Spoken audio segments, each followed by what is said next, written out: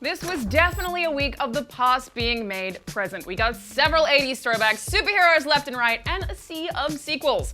Let's check out the top 5 stories you might have missed this week.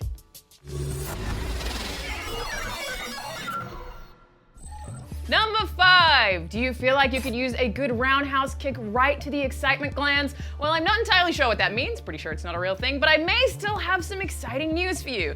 The hit 2015 Kickstarter short film Kung Fury is getting a feature-length sequel. The cult-followed flick was apparently so successful that Michael Fassbender and David Hasselhoff have both signed up to be on Kung Fury 2. We don't know in what capacity, but Kung Fury 2 will be produced by the same team as Stephen King's It, which was actually pretty funny, so it kinda works.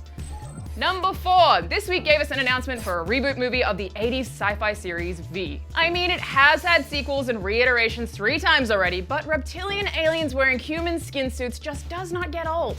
The upcoming movie, also called V, is coming from the series' original creator Kenneth Johnston, who told Deadline, "V will be the first of a cinematic trilogy which will tell the full epic tale in the manner I always envisioned." That's pretty vague, but also sounds pretty ambitious. Either way, I wonder if that means it'll strictly follow the same storyline as the original, which most people kind of already know? I don't know. We'll see.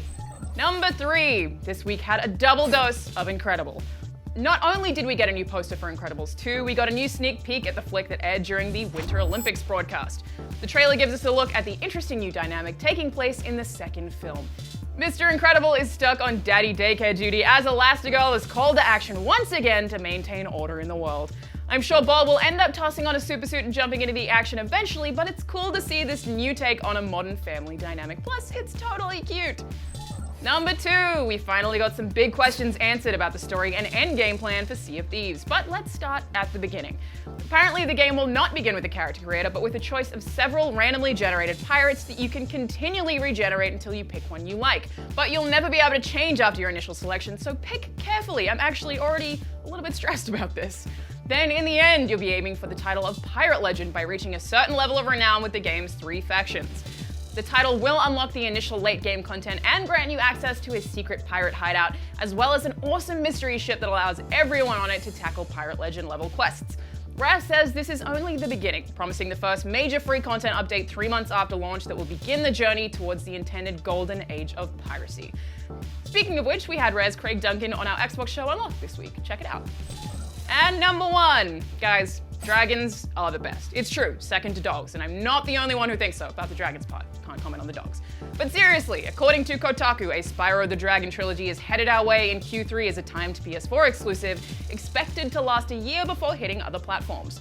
Spyro the Dragon, Spyro 2 Ripto's Rage, and Spyro Year of the Dragon will all be getting a visual overhaul with all new assets, lighting, animation, and cinematics, including PS4 Pro support. Vicarious Visions, the Activision studio behind the Crash trilogy, is said to be working on the Spyro collection. An official announcement is expected to take flight next month. Worth noting, the report also said Sony made a similar 1-year deal for the Crash Bandicoot Insane trilogy, meaning that collection should come to other platforms later this year. And there you have it. Those are the stories you might have missed this week. Now that you're caught up, be sure to watch the rest of our Daily Fix episodes for more news, and check out our haunting IGN first on Far Cry 5. We take a look at John Seed, brother of the leader of the Eden's Gate cult. John is the totally messed up marketing director for the cult, and he's got problems of his own that are almost certainly going to become problems for you. With that, I'm Alana Pierce, and I'll see you guys later.